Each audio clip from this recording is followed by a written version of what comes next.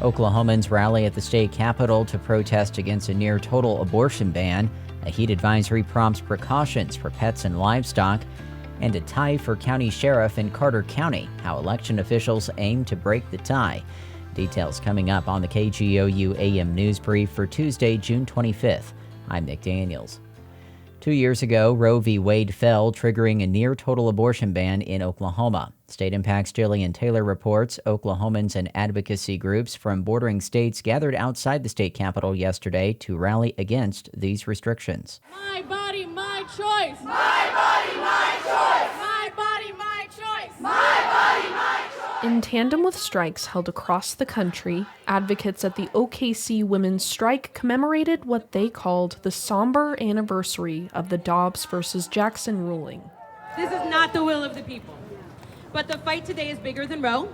It's bigger than Dobbs. Rachel Carmona says she and other advocates have continued fighting against threats to reproductive rights, like a Supreme Court case from Texas against an abortion-inducing drug. And local and state legislatures, including here in Oklahoma that has some of the most restrictive bans and some of the highest maternal mortality in our communities of color, need to govern and protect and care for the people and not strip our rights away. Advocates encouraged attendees to continue organizing against further restrictions.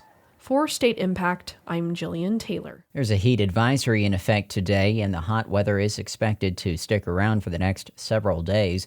As people try to fend off the scorching temperatures, pet and livestock owners are taking precautions. OPMX's Anna Pope reports. Triple-digit temperatures and warm overnight lows are expected nearly every day this week, impacting humans, animals, and plants. Paul Beck is a beef cattle nutrition extension specialist at Oklahoma State University. He says in temperatures around 100 degrees, the main thing people can do is make sure there is plenty of clean water for them to drink, adequate shade, and air movement. Yeah, I believe our producers, but for the most part, are extremely good at what they do and takes the steps knowing that we're getting into the hot time of year. For animals in general, Beck says if people are uncomfortable outside, chances are animals are uncomfortable too.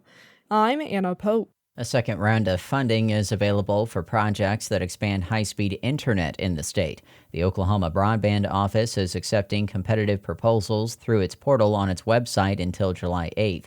About $159 million in federal grants will be awarded. The first round of funding totaled $374 million and upgraded internet access to more than 50,000 homes and businesses in 57 of the state's 77 counties. Oklahomans last week voted in county sheriff primaries across the state. Over in Carter County, the two Republican candidates each received exactly 2,569 votes.